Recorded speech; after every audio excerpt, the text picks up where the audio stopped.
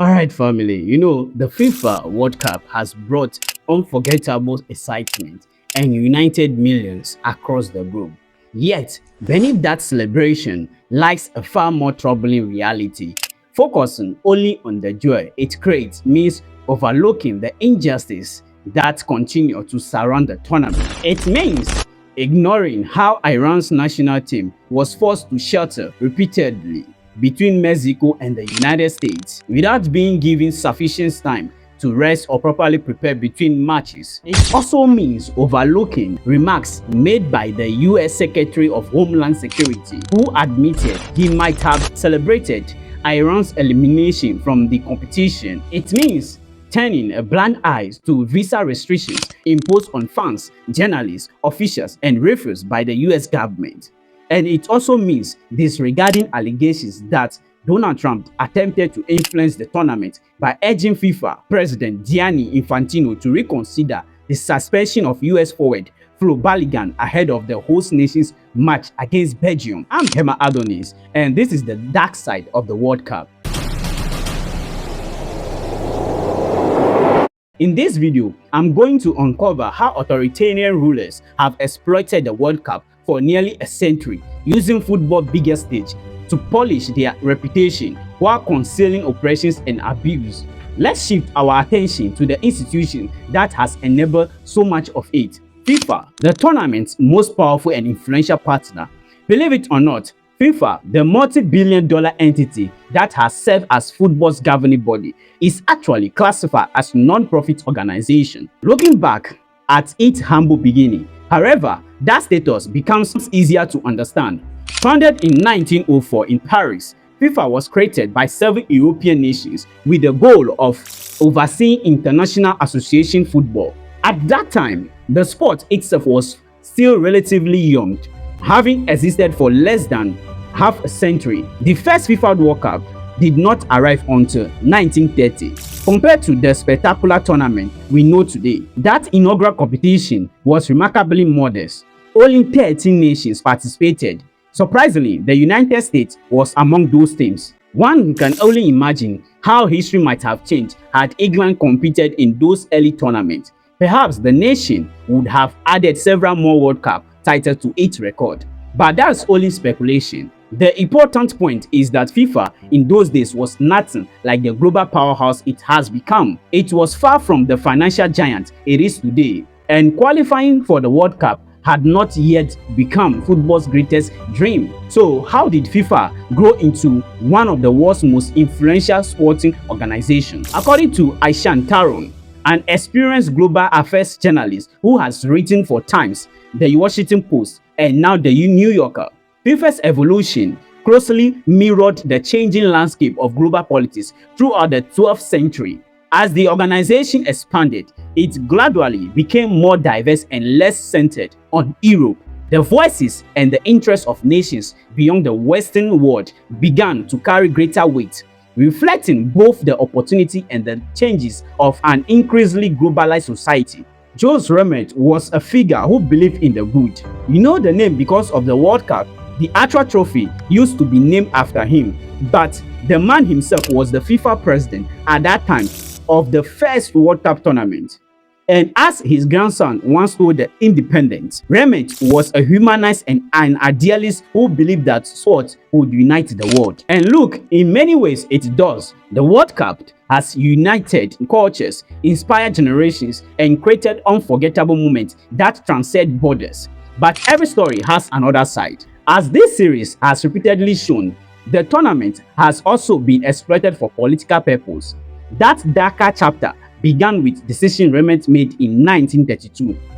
Political scientist and actor Jules Balkov, whose book Red Card, the 2026 World Cup, Sport Washing, and the FIFA Green Machine examines FIFA's history, argues that the 1934 World Cup marked the first major occasion on which an authoritarian ruler used football's biggest stage to cleanse his public image and distract from his regime's abuses. Mussolini seized that opportunity without hesitation. From Balkov's perspective, FIFA and Jules Rimet in particular cannot escape responsibility by awarding entirely the tournament and allowing the dictator to capitalize on it. They effectively handed him an international platform from which to strengthen his legitimacy. Considering Remet's lifelong belief that football could unite humanity, this raises an uncomfortable question. Was he acting with hypocrisy, or was he simply too trusting? According to Boykov, the answer is clear. It was hypocrisy. It was naive, a sincere but dangerous belief that football could remain neutral while being placed in the hands of an authoritarian regime. Now, returning to the historical discussion, it emphasized that even if Remet is remembered as FIFA's greatest president, that distinction reflects more on the organization's troubled history than on exceptional leadership. Nor did Remet's controversial decision end with Mussolini. According to the renowned football writer Simon Cooper, Remet and other FIFA officials attended the 1936 Olympic Games in Nazi Germany, despite widespread calls from the French press for boycott. Just 2 years later, the French hosted the 1938 FIFA World Cup, only months after Nazi Germany annexed Australia. Despite the growing threat posed by Adolf Hitler regime, Germany remained in that tournament. Before one of 8 matches, the German players publicly performed the Nazi salute on the field without intervention from FIFA. Soon after, Nazi Germany invaded France, plunging Europe into the devastation of the Second World War. Looking back on the 1934 World Cup in Italy, Remet eventually appeared to recognize the mistake he had made. Reflecting on the tournament, he admitted, "I have the impression that it was not FIFA that really organized the World Cup, but Mussolini." That statement served as a powerful acknowledgement that the tournament had become less a celebration of football than a vehicle of dictator's propaganda. Jose Remet's misplaced faith in political neutrality carried consequences that extended far beyond simple misjudgment. It resulted in both serious failures and deeply embarrassing moments that would forever stain FIFA's history. As journalist Aishan Taru explains, Benito Mussolini's fascist government deliberately turned the 1934 World Cup into a propaganda machine. Rather than allowing the tournament to remain purely about football, the regime portrays Italy's success as proof of the strength and popularity of fascist rule. When Italy eventually lifted the World Cup, Mussolini wasn't satisfied with presenting the official Jules Rimet trophy. Instead, he commissioned an enormous second Deuce trophy, several times larger than FIFA's own prize. The symbolism was unmistakable. The tournament was no longer celebrating football alone. It had become a grand advertisement for Mussolini's dictatorship. Every victory on the field was used to glorify the fascist regime and reinforce its image before the world. Unfortunately, history would repeat itself, as we saw with Argentina in the 1978. But beyond the way, the World Cup helped the Argentinian military junta with its image. The 1978 tournament is also important in the history of FIFA for another key reasons. But Argentina's tournament marked another turning point as well. It also became the moment when the World Cup fully evolved into a massive commercial enterprise, a transformation that would eventually fuel some of the largest corruption scandals in sporting history. Before examining Argentina's rules, however, it is important to understand how FIFA itself had begun to change from within. As the World Cup attracted larger audiences, greater revenues, and more member nations, FIFA officials accumulated increasingly influence. Their authority extended far beyond organizing football tournaments. According to observers, FIFA's leadership gradually built an intricate system of political alliances and mutual favors that stretched throughout world football, from executives at FIFA headquarters to regional confederation and national football association. This growing network operated through loyalty and influence. Officials who control funding opportunity and development programs also gained the power to shape decisions and secure political support. As Taro notes, while it would be unfair to describe every aspect of the organization as outright criminal, FIFA increasingly reassembled a tightly connected patronage system, one where relationship, favors, and political loyalty became just as important as the game itself. That network of influence will soon become the foundation upon which some of the biggest corruption scandals in football history were built. And the person who really took this system to another level was Jair Havelange, a former Olympian from Brazil. Havelange was the first non-European president of FIFA, and he positioned himself as a figure to represent and give developing countries more of a voice in the football world. Under his leadership, FIFA evolved from relatively modest organization dominated by Europe and South America into a powerful global institution. The organization became far more commercial, significantly larger, and increasingly portrayed itself as representing the interests of the entire football world. In that 1974 campaign, Avalanche traveled to more than 80 countries to secure votes. And what's important to understand is how much of a departure this was from what had come before it. Avalanche's predecessors, an Englishman named Stanley Rose, was not only supportive of apartheid South Africa, but it refused to make the World Cup truly global. Under Rose, World Cups were still limited to 16 teams, with just one spot reserved for the entirety of Africa, Asia, and Oceania to fight over. Compare that to the 48 teams in the current World Cup. African teams actually boycotted the qualifying tournament for the 1966 World Cup because of this Rose policy. The World Cup were always going on about in England. The 66 one turns out it wasn't really that global, but everything changed under Avalanche. Avalanche promised a different future. True to that promise, the World Cup expanded to 24 teams in 1982, opening the door for broader international participation. That expansion laid the foundation for the tournament's continued growth, eventually reaching 48 participating nations in the modern era. But Avalanche's influence extended beyond increasing the number of teams. He also recognized the political power embedded within FIFA's constitution, the principle of one member, one vote.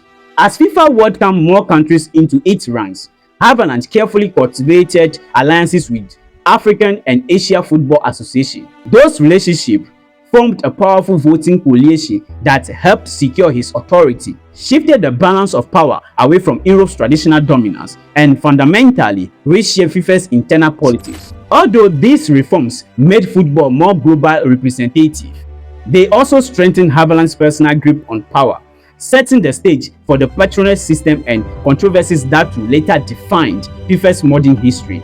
Although Joao Avalanche portrayed himself as a champion of the developing world, the documentary etches that this image revealed only part of the story. Behind the promises of inclusion and global representation was a carefully constructed political system designed to strengthen his control over FIFA. The development programs and additional World Cup places offered to nations across Africa, Asia, and other emerging football regions were not entirely out of generosity. According to critics, they came with an unspoken expectation, loyalty. Countries that have benefited from FIFA's founding were widely expected to support Avalanche whenever leadership election approached. Financial assistance and development grants became powerful political tools, helping him secure the votes needed to remain in office. Former Football Federation Australian executive Bonita Mercedes, who later became a whistleblower, urges that this patronage system gradually became deeply embedded within FIFA's culture. Having worked on Australia's unsuccessful bid to host the 2022 FIFA World Cup, Mercedes witnessed firsthand how political influence and financial dealings often overshadow sporting merits. After leaving the Australian Federation, she publicly alleged that questionable payments had been made to influence FIFA officials during the bidding campaign. Despite those efforts, Australia failed to secure hosting rights. Instead, the tournament was awarded to Qatar, a decision that would later become the subject of its own corruption allegations. Those controversies unfolded during the presidency of Sepp Blatter, Avalanche's successor. But before we get into all of that, it's important to understand how the Avalanches set all of that in motion. By the way, they commercialized the game because Avalanche knew that in order to maintain a system of funding developing countries in exchange for votes, he needed to generate cash. And that's where the 1978 World Cup in Argentina became a turning point.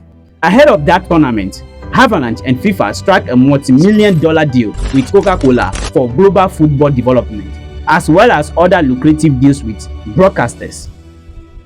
Avalanche certainly saw the potential for him to stay in charge by giving out funds and money for development purposes, but of course he then had to get the money in. He didn't personally sort of broker those arrangements, but he did get people on board who knew what to do and who developed the whole arrangement of Coca-Cola getting involved, Adidas eventually getting involved, to the major sponsors that we still have today. They've been with the game since all of that time, and they have helped, along with broadcast deals, which have grown and grown and grown, they have helped drive the game forward over decades to what the game is today. What the game is today, something so many of us knew and love for the joy it brings, but something that has also become a hyper-capitalist dictator coddling enterprises with a criminal history. And the first time FIFA really ventured into systematic corporate criminality was related to ISL, International Sports and Leisure, a company started in the early 1980s by Louis Dassler, the son of the founder of Adidas. The company institutionalized the corporate model Avalanches, created in the 1970s. And because Avalanches was close to Dassler, he made sure ISL got all the big contracts, broadcasting and marketing contracts worth millions, if not billions of dollars. But that system eventually led to Avalanche's downfall. In 2012, he was revealed to have taken at least $1.5 million Swiss francs in bribes from the ISL. His son-in-law, who led the Brazilian Football Confederation, was also found to have received no less than 12.4 million Swiss francs through the same network. Although Avalanche has already left FIFA presidency by the time this revelation became public, the scandal forced him to resign from his honorary position within the organization. Money, greed, corruption, these three things often go together when it comes to the World Cup. But financial misconduct was only one part of the problem. FIFA getting into bed with authoritarian leaders. In many ways, that's how Avalanche revealed just how much he was driven by money. His willingness to prioritize commercial growth over human rights in Argentina during the 1978 World Cup set a precedent that has followed time and time again. That set the scene for everything the man was about, in a sense, because what was happening in Argentina in 1978, which is where the World Cup was hosted, was something that it was enormous human rights abuses. It was being run by a military junta, and yet all that mattered was the commercialism of the game and getting the most money, the most bang for the buck for the game back then. The FIFA ethics report that led to Avalanche's downfall called his behavior morally and ethnically reproachable. Ironic, given some of what was to come or was already happening under his successor, Blatter. Said Blatter's FIFAs would soon become the focus of what is widely considered to be the biggest corruption scandal in the history of sports. And during his reign, he cultivated strong relationship with the likes of Vladimir Putin and the president of Equatorial Guinea, who is the world's longest serving dictator. But let's put aside corruption, close ties to dictators for a moment. Just in terms of football in mass movement alone, we will talk about Sepp Blatter. We are talking about a man who once interrupted a minute of silence for Nelson Mandela after just 10 seconds. But more seriously, he also said women footballers should wear tighter shorts to generate more interest in their games. He said gay fans concerned about their safety during the other World Cup should just refrain from sexual activities. If you go back to looking at FIFA's patronage politics and all the corruption that came with it, Bonita says Blatter just picked up where Avalanche left off. Blatter learned from Avalanche and how to get power and how to keep power. He did that by currying favour with what is now 211 member associations, seeing where the power was, what votes he could get. I mean, a typical political campaigner. At the end of the day, the people who run FIFA, they're politicians. They're just politicians who are involved in football, not politicians involved in running a country. So Blatter was a master politician, and he managed to stay in power for many years by using development funds, by giving people positions, by ensuring that the people that he wanted to be in certain positions were there. It was obvious from the very beginning of that bidding process that it wasn't going to go well when you've got two tournaments at once being considered. Basically a 3-year bidding process, and countries, and I certainly know our country was, and so were other countries, throwing money at individuals at individual member associations and at confederations in order to get their vote. And that was always going to happen because of the way FIFA set that up. FIFA set it up to fail, in a sense, or FIFA set it up to be the corrupt process that it was because of what they put in place.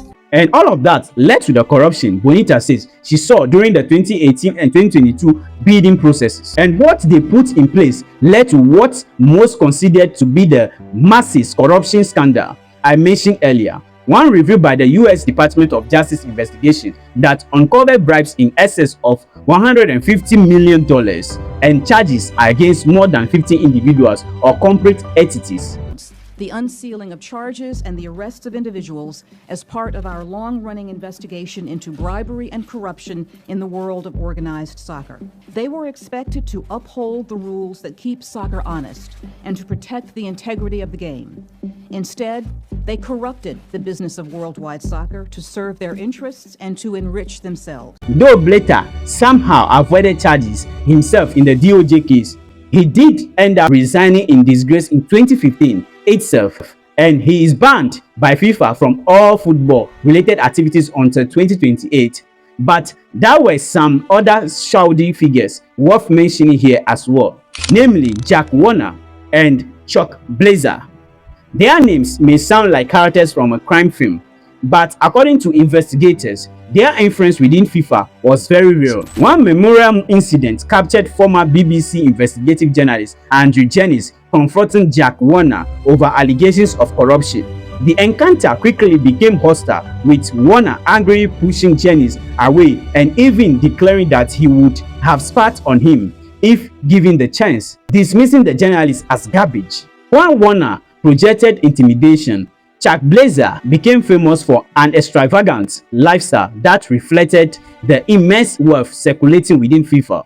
The New York-based executive traveled internationally with a pet parrot perched on his shoulder, mingled with political leaders and celebrities, and reportedly spent around $24,000 every month renting 2 luxury apartments in the Trump Tower, one for himself and another exclusively for his pet cats. Both Warner and Blazer served on the FIFA's powerful executive committee ESCO and representing CONCACAF, the confederation responsible for football across North America and Central America and the Caribbean. According to investigators, the pair diverted tens of millions of dollars that have been intended to develop football throughout the region. One particularly serious allegation claimed that Jack Warner redirected money intended to assist victims of the Haiti earthquake into his own personal account. Authorities also accused both men of accepting substantial bribes linked to the World Cup hosting vote. In Chuck Blazer's case, however, this accusation went beyond allegations. He formally pleaded guilty to charges involving both bribery and embezzlement before agreeing to cooperate with US prosecutors. His testimony and inside knowledge became a crucial part of the investigation, helping authorities to build a criminal case against his longtime associate, Jack Warner. The investigation into FIFA ultimately produced some of the most serious criminal allegations ever associated with international football, including racketeering, wire fraud, money laundering, and bribery. Though US authorities seem to have a pretty damning paper trail of evidence against Warner, he's only spent that one night in prison and had avoided extradition from his native Trinidad and Tobago all these years. The country's high court actually permanently stayed extradition proceedings last year. But even though Warner is still free, his awful legacy is clear for all to see. Former Australian football executive Bonita Mercedes recalls witnessing the kind of political bargaining that had become routine within FIFA during Australia's unsuccessful campaign to host the 2022 World Cup. President of CONCACAF asked Australia for an amount of money to upgrade a stadium in Trinidad and Tobago. Now, first of all, why is he asking Australia? And that's because Australia wanted his vote. But second of all, there was no checks and balances on what happened to that money. So that particular amount of money went around the world from Sydney to London to New York to Port of Spain and Trinidad and Tobago. And lo and behold, the world found out what was bleedingly obvious, that that money ended up in Jack Warner's personal bank account. Now, that's just one small example of the type of thing that would happen, and we know a lot about what happened in CONCACAF with Chuck Blazer and Jack Warner, but you then multiply that around different confederations, different member associations, and look at who is in power, how they stay in power. That's what happens. No checks and balances, and you scratch my back and I'll scratch yours. Simple as. Meanwhile, Chuck Blazer, after admitting his own criminal conduct, acknowledged that he had also profited from voting in favor of South Africa's 2010 World Cup bid. Blazer had previously played a major role in helping the United States host the 1994 FIFA World Cup and hoped to see the tournament return to American soil. He never witnessed that moment. Blazer died in 2017, just 1 year before FIFA officially awarded the 2026 World Cup to the joint bid led by the United States, Canada, and Mexico. By then, leadership of FIFA has passed from Sepp Blatter to Gianni Infantino, whose presidency will soon face its own controversies and renewed accusations that FIFA had failed to break away from the practice of the past. With Gianni Infantino succeeding Sepp Blatter as FIFA's president, many expected a new era of transparency and reform. Instead, that FIFA's direction has changed very little. Shortly before the tournament began, former UEFA president and French football legend Michel Platini filed a criminal complaint against Infantino. Platini alleges that a campaign of false accusation and political influence prevented him from becoming FIFA president in 2015. Although Platini has his own interest in the dispute, former football executive Bonita Mercedes believes the broader concern is that Infantino has failed to fundamentally reform FIFA after years of scandal. I think Infantino's just taken it to the next level, actually. One thing about Sepp Blatter is he did genuinely like football. I'm not convinced about that with Infantino. Not that it matters, I guess, if he's running the organisation well. But what he's done is he's looked at what came out of 2015, and then when he was first elected in 2016, he had to introduce some reforms, and he had that sort of somewhat jejune reform process, which came up with a bunch of sort of fairly standard type of governance reforms, but they're slowly been unpicked or they haven't been implemented at all. We also have him presenting a peace prize to the US president, and we're supposed to sort of think that's a good thing. We see that his closest friends include people like Vladimir Putin, Donald Trump. I mean, some people around the world, I hate to say this to you, America, but some people around the world at the moment think America's a bit of a pariah state. World Cup exposed several controversial immigration and visas issues, and we look on with embarrassment to see Iranian officials and team staff deny visas while the team had to commute from Mexico for each of their games because they weren't welcome to stay here for longer periods of time. We look on with embarrassment when an iconic Congolese fan and Somalian referee, the African Football Federation best referee, were denied entry into the country. We look on with embarrassment when we learn that the mother of Voseni, Cape Verde's heroic goalkeeper, originally couldn't enter the country because of the US government requires funds from the country, and many others put down a deposit of up to $15,000 to get a visa, a policy that rights groups have called discriminatory. And we look on with embarrassment when an Iranian player was detained for almost 7 hours upon arrival in Chicago, adding to the criticism surrounding the tournament's immigration procedures. Despite all these incidents, FIFA response was minimal. Infantino described the situation as unfortunate, but largely urged people to remain calm rather than publicly challenging the decision. Instead, he took Trump's call about Flo-Baligan's ban from the US-Belgium game because of a red card against Bosnia-Herzegovina, and a few days later, Baligan was suddenly allowed to play. Now, Infantino insisted he didn't make the decision, and that was made independently and autonomously by FIFA's disciplinary committee. Instead, and that may be true, the problem is, Gianni, the optics don't look good because for the past year and a half, it seems like your primary aim has been to call the dictator. That sequence of events created an appearance of political influence that damaged public confidence. FIFA's Gianni Infantino and US President Donald Trump is key to understanding this World Cup, why it's happening, and why it continues to happen, despite everything that the Trump administration has done in terms of its international attacks on other countries, its domestic attacks on people who live in this country. President Trump and Infantino, they just seem to kind of get along well. They both have a penchant for political spectacle.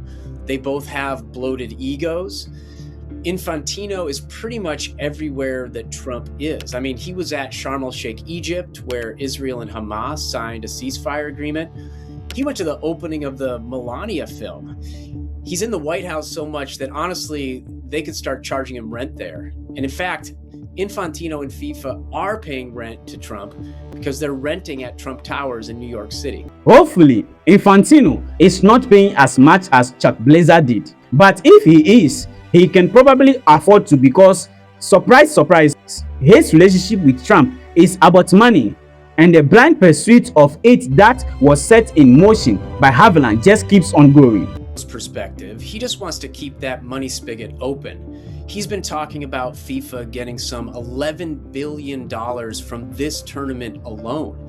That makes it the most from any sporting event in the history of sporting events. I mean, $11 billion is more than the GDP of some 60 countries out there, including 2 of them that are participating in this World Cup, Curacao and Cape Verde. And so Infantino is very much trying to make some serious money. And in fact, he himself is making a lot of money from the enterprise. He just got a raise. He's now making $6 million at FIFA. And it also sets an opportunity up for the Trump family and Trump himself to make money. Because let's not forget that the World Cup is an opportunity for a privileged sliver of the global 1% to come together, meet in the luxury boxes, and cut deals with each other. That's what the World Cup can often be about. Not just the game on the field, but the game up in the luxury boxes. And while VIPs in those luxury boxes make money, fans, of course, have been losing it. Lot of it, because we all know the astronomical amount people have had to spend to attend this World Cup to buy tickets. From New York's Penn Station to the MetLife Stadium in New Jersey usually costs just under $13. Ticket to get there during the World Cup will now cost more than 11 times that amount. Organizer FIFA is under fire for stratospheric ticket prices. All right, Carvey, there's one ticket which is causing a huge fuss today. This is it. Oh, nearly £11.5 million. Who's going to press add to cart? Now that's it. You can see a lot is happening in this World Cup when people have to spend a lot of money to get ticket to travel far before watching this kind of football. This is how it is. But even if elected as one of the countries to host this 2026 World Cup, everybody expected that it was going to be a money-drenched spectacle. But I don't think too many of us expected it to turn into the full-throttle capitalist hellscape that it's become. I mean, the amount of ticket touting is off the charts, and we absolutely need to point a finger at FIFA. The FIFA greed machine is in full effect here at the 2026 World Cup. Now, it is the World Cup. It has brought a lot of joy into people's life, bring cultures together and bring nations together. But what is certain is that when you are watching this World Cup, you should watch with open eye, not with closed eye, because a lot of things go behind the scene. Yet, it brings joy. But when you watch, you know that some decisions are made by politicians, not the average people watching. Guys, what do you think about this? Whatever you think, just let me know in the comment section. Thanks for watching this channel. Peace.